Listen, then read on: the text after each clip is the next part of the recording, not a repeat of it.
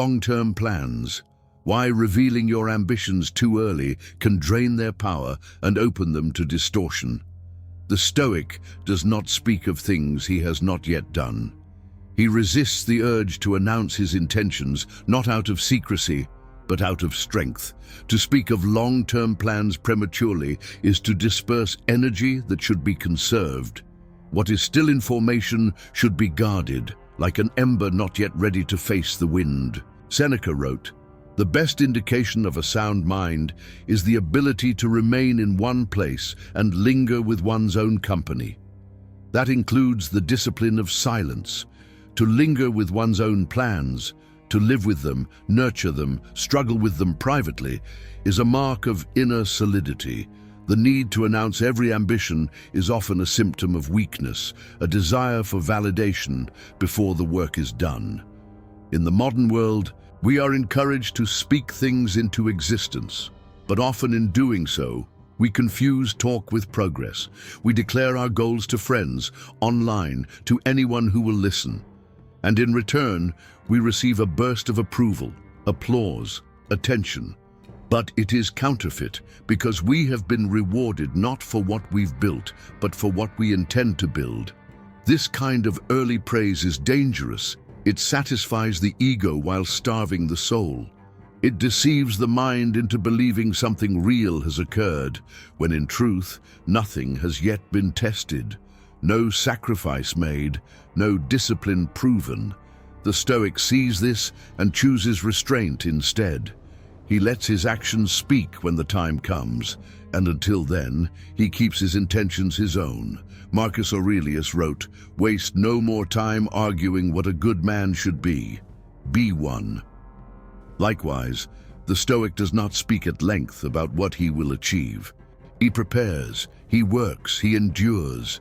The world will see the results in time, and if it never does, that is no tragedy, because the value of the work lies in the doing, not the display. To share your ambitions too early is also to risk distortion.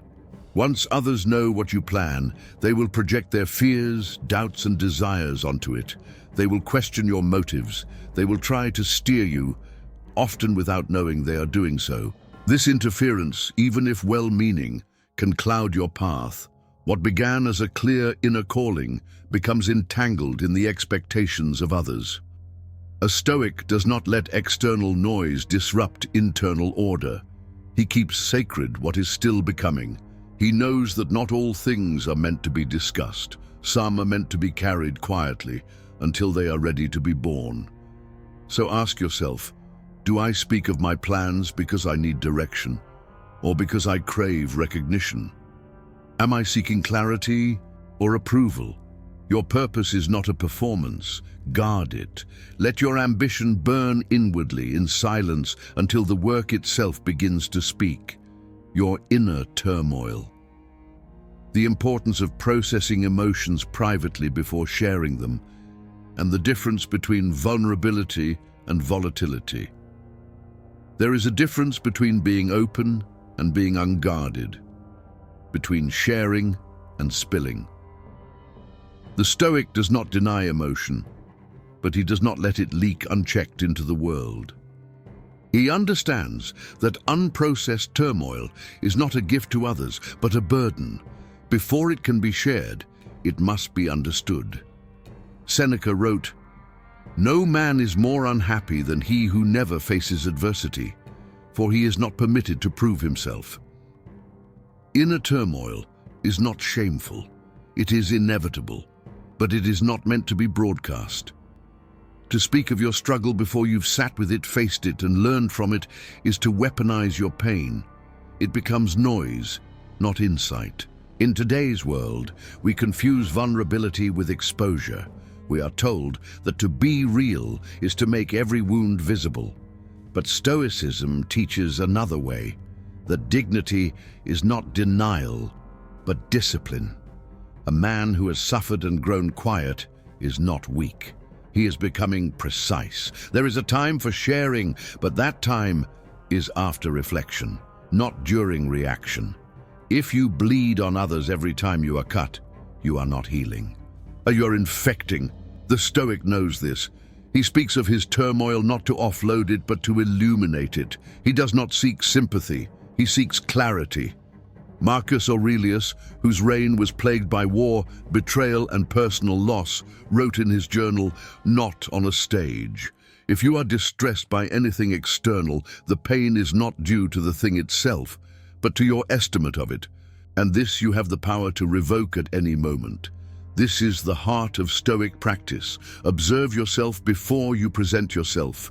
Feel deeply, then speak wisely. When we share too soon, our emotions speak in raw form. Grief becomes complaint. Anger becomes blame. Insecurity becomes attention-seeking. We pollute the message. We lose the chance to turn pain into something valuable. Volatility is not strength. It is merely uncontained fire. Vulnerability, by contrast, is fire forged into light. It is sharing what has been processed. It is a quiet offering, not a desperate outpour. It's the difference between crying out and reaching out. One is a demand, the other a connection. And so the Stoic disciplines his speech even in suffering. He gives himself space to understand, to write, to walk, to wrestle with his emotions before involving others. And when he does speak, it is not for validation but for truth, not to be soothed but to be clear. This does not mean isolation, it means responsibility. Not every emotion needs a microphone. Not every feeling is ready for exposure. Some things must be carried alone, not forever, but until they can be spoken without harming others and without distorting the self. So the next time you feel the pull to share your turmoil, pause. Ask, am I seeking wisdom or escape? Will my words bring clarity or chaos? Guard your inner world until it is strong enough to emerge without shaking. Your acts of kindness, why the Stoic does good without seeking recognition, and how boasting corrupts virtue. Kindness loses its soul the moment it is used as a signal. The Stoic gives, helps, and serves, but not for applause. Not to be seen as good, but to be good. To do what is right because it is right, not because it will be noticed.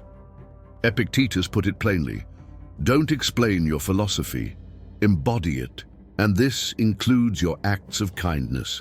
The world does not need your self-advertisement. It needs your quiet example. In our time, good deeds are often accompanied by documentation, a photo, a post, a carefully worded caption, not for remembrance, but for recognition. But the Stoic sees how quickly this decays into vanity. The act is no longer about the other person. It becomes about the self. And when virtue becomes performance, it dies in the process. True kindness, Stoic kindness, is invisible when necessary. It is done when no one is watching. It is generous without narrative. It does not keep score, and it does not expect repayment, not in money, not in praise, not in likes. The reward is the act itself, and the internal alignment that comes with it. Seneca reminds us, good men do not brag about their virtue. They allow others to discover it. This is not passivity. It's restraint. It is the inner strength to let goodness stand on its own, to help without recounting, to serve without summoning witnesses, because boasting about virtue corrupts it. It turns something sacred into something transactional. And what is lost is not only dignity but influence. People are not inspired by those who speak of their goodness. They are drawn to those who quietly live it. Think of the person in your life who does real good but never brings it up. Their presence humbles you. Their silence strengthens the value of their actions. On the other hand, we've all met the one who cannot perform a small mercy without making sure others know. Their kindness feels hollow, strategic, tinged with ego. And eventually their words breed skepticism because their actions have become advertisements, not virtues. The Stoic cultivates a different kind of posture. Do the good, say nothing, move on. This doesn't mean your kindness should be hidden out of shame. It means you don't use it as currency, you don't weaponize it in arguments, you don't bring it up when the world doesn't praise you back. You serve because that is what you are meant to do, and then you return to your path. Marcus Aurelius, emperor of one of history's greatest empires, still wrote to himself daily about humility. When you've done well and another has benefited, why do you still look for a third thing? Credit for the good deed or a favor in return? He had power and still chose modesty. What excuse do we have? Let your kindness be like water, essential, quiet, and without need for thanks. Your financial status. How talking about wealth or lack of it often reflects insecurity, not strength, and how silence preserves dignity. The Stoic keeps his financial state to himself, not out of pride or shame, but out of principle. Wealth is not identity. Poverty is not failure. Both are external, and therefore both are indifferent in the Stoic view. What matters is how you carry yourself, not what you carry in your account. Epictetus, born a slave, taught philosophy not as a man ashamed of his poverty, nor as a man defined by it. He simply refused to let material condition decide inner value.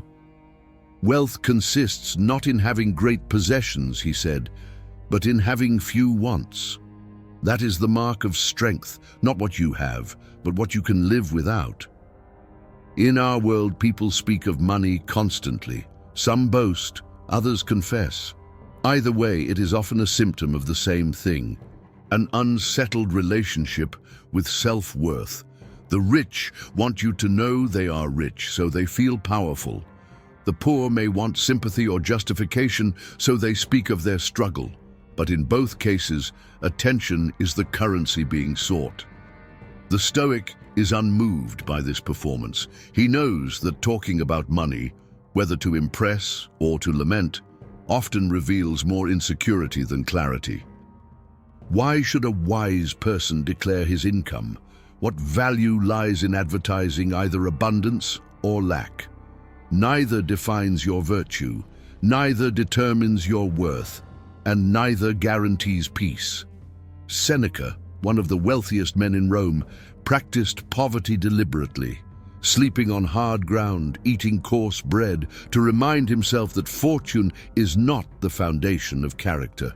He did not post about it. He did not announce his humility. He simply trained himself not to depend on what could be taken away. There is wisdom in this silence. When you speak too openly about your financial state, you invite projection, jealousy, pity, judgment. You become a story in someone else's mind, when all you should be is grounded in your own life. This is not a call to secrecy, but to discretion. There are times when you may need to speak of money, in business, in partnership, in trust. So keep your numbers to yourself. Let your worth be seen in how you act, not in what you earn. Let your silence speak of your freedom, the freedom from needing to be envied or pitied. That is the Stoic way, your opinions of others. Why judging others publicly diminishes your own character more than theirs, and the wisdom of restraint. There is a subtle arrogance in speaking often of others, especially in judgment. The Stoic knows this, and so he disciplines his tongue, not because he fears conflict, but because he understands what is truly at risk, his own integrity. To publicly judge another, to speak with certainty about their motives, to dissect their character, to belittle their actions, is to place yourself above them. It's a declaration. I see clearly. They do not. I am wise. They are lost. But the very need to say such things reveals the opposite. It reveals a restless ego, one that craves comparison to feel whole. Epictetus warned, if someone does wrong, teach them with kindness, but do not judge, lest you become like them. He knew that judgment is a mirror. The harshness we direct outward inevitably rebounds inward. We begin to live in criticism, not only of others, but of ourselves. We become trapped in constant evaluation, unable to rest in stillness. In modern life, this temptation is everywhere. Social media thrives on public opinion, often unearned, unexamined, and unkind. One misstep from a stranger becomes a spectacle. A private failing becomes a public execution.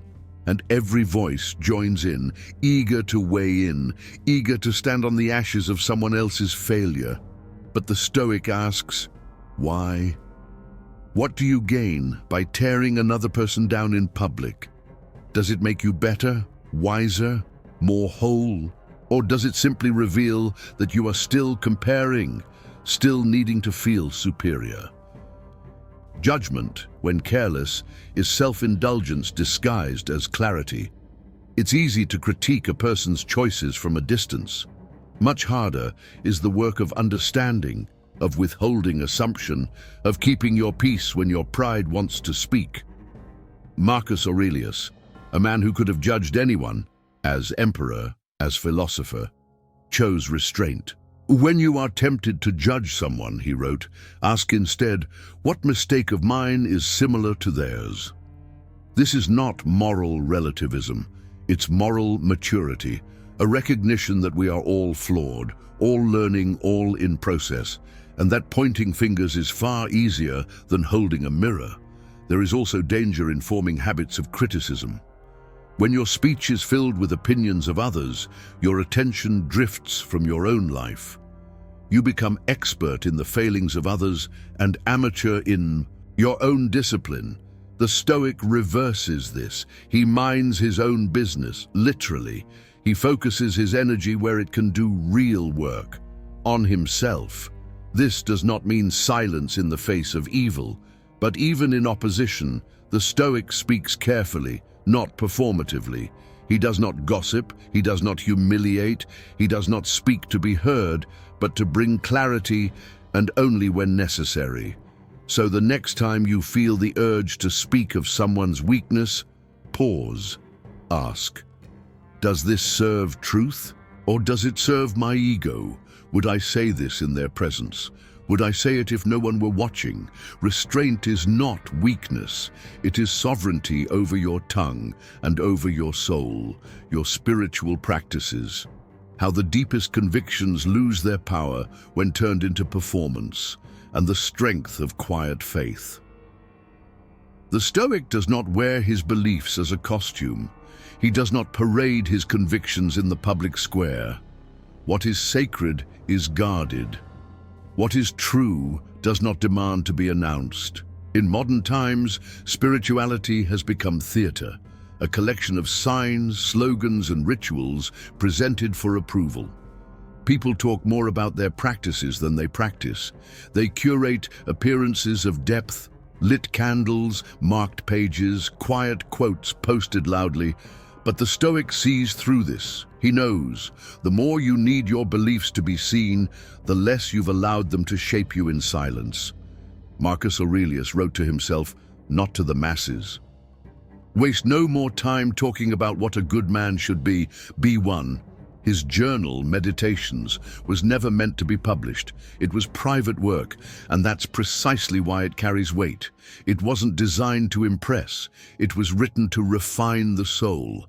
Spirituality, in the Stoic sense, is not decoration. It is practice. It is waking early, controlling your temper, speaking wisely, enduring discomfort, facing death without trembling. These things don't require an audience. And in fact, they are strongest when done without one. When you speak too often of your spiritual life, it becomes something else. It becomes branding. You start to perform virtue instead of embodying it. And slowly, almost imperceptibly, your beliefs become hollow, still beautiful on the outside, but lightless within. Seneca warned against this, writing, "Religion is regarded by the common people as true, by the wise as false, and by the rulers as useful." It's a bitter observation, but it holds a warning. When belief becomes a tool for status, it ceases to be belief. It becomes utility, image, a form of manipulation, even if unintentional. The Stoic holds his convictions like an anchor, deep, quiet, unmoving. He doesn't need others to validate them. He doesn't shape them for likes or dilute them for applause. He simply lives them, in conversation, in conduct, in stillness. This is not a call to hide what you believe. It is a call to protect it. There is a difference. Hiding is fear. Protecting is strength. The Stoic speaks of his values when it serves truth, not attention. When someone is suffering, he offers perspective. When there is injustice, he speaks with clarity, but never to be admired. Always to serve. Real spirituality demands solitude. Not physical isolation, but an inward withdrawal from performance, a return to self, a constant questioning. Am I living this or selling it? Does this practice humble me or feed my pride? The Stoic practices in the shadows, not because the light is bad, but because the work is too sacred to be handled carelessly. He gives without writing about it. He meditates without telling the world he is meditating. He disciplines his desires not for praise, but for peace. Let your beliefs be like roots, unseen, but holding everything upright. Let your faith be proven, not performed. Your family's flaws, why exposing loved ones' weaknesses dishonors you as much as them, and the Stoic duty to protect rather than expose.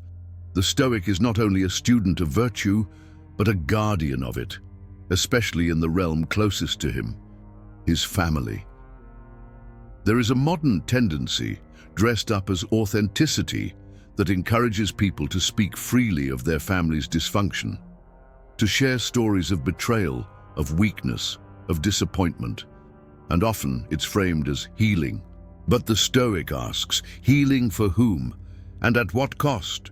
To expose the flaws of those closest to you, especially in public, is not an act of courage. It is a failure of loyalty, not blind loyalty, but dignified restraint. Because when you speak ill of your own blood, you are not just telling the truth. You are broadcasting private matters that were never yours to parade. Marcus Aurelius wrote, Whenever you are about to find fault with someone, ask yourself the following question. What fault of mine most nearly resembles the one I'm about to criticize? This applies no less to our fathers, mothers, siblings, children. We are all flawed. And the closer we are to someone, the more intimately we know their imperfections. But knowing a flaw is not a license to declare it. There is a difference between reflection and exposure. The former happens in stillness, in your own mind, or with someone you trust deeply. The latter happens when ego, anger, or unresolved pain takes the wheel. Suddenly, a story is told not for insight, but for validation, for sympathy, for applause, and the dignity of the family bond is broken. Epictetus said, "It is better to be silent than to speak in a way that brings shame." And there is no shame greater than making someone else's struggle a performance, especially someone who raised you, lived with you, or loves you still. Their flaws may be real, but broadcasting them without their consent is not honesty, it is betrayal. This doesn't mean you must deny the truth. The Stoic is not naive. If abuse has occurred, if boundaries must be set, then silence is not the answer. Action is. But even then, the Stoic acts with precision, not to destroy, but to protect, not to vent, but to take responsibility, and always, always with care. There is strength in defending the reputation of those who can no longer defend themselves. There is honor in guarding your family's name, even when you carry disappointment within it, not out of fear, but out of principle. The Stoic knows to shame your own family in public is to shame yourself. Their flaws may not be your doing, but your response to them is. You cannot choose your origins, but you can choose how you speak of them. So before you speak of your family's weaknesses, ask, is this necessary? Is it helpful? Am I seeking truth or vindication? Protect what should be protected. Speak when it serves growth, not gossip. Even in pain, carry your family with dignity, your personal sufferings, how suffering can be endured with dignity, and why sharing it impulsively often weakens rather than relieves the soul. There is a quiet nobility in enduring hardship without the need for witness. The Stoic does not deny pain. He does not suppress it beneath a false smile or pretend he is unaffected. But neither does he throw his suffering into the open in search of sympathy. Because he knows, the moment pain becomes performance, it loses its sacred weight. Marcus Aurelius wrote, "To accept without arrogance, to let go without resentment." This includes suffering, especially suffering. Life wounds us all. Loss, betrayal, illness, disappointment. These are not exceptions to the human experience. They are the fabric of it. What matters is not that you suffer, but how. And more precisely, how you carry that suffering. Whether you are ruled by it or whether you shape it into something that strengthens your soul. Today, we are encouraged to open up, and at times this is right. But Stoicism warns, beware the reflex to speak before you've sat in silence. Not all wounds should be shared in their rawest form. Some must first be understood, endured, even dignified in solitude before they can be turned into something useful. Speaking too soon may feel like relief, but it often leaves the soul exposed, scattered, and dependent on others for strength that must come from within. Seneca said, "A wise man is content with himself." He didn't mean the wise man isolates himself. He meant that he possesses an inner fortress, a quiet capacity to carry pain without needing it validated by an audience. There is power in that, the power of knowing you are not crushed simply because you are unseen. This does not mean silence in all things.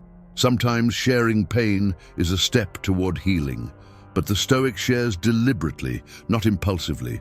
He chooses his confidants wisely. He speaks when his words can bring clarity, not just catharsis.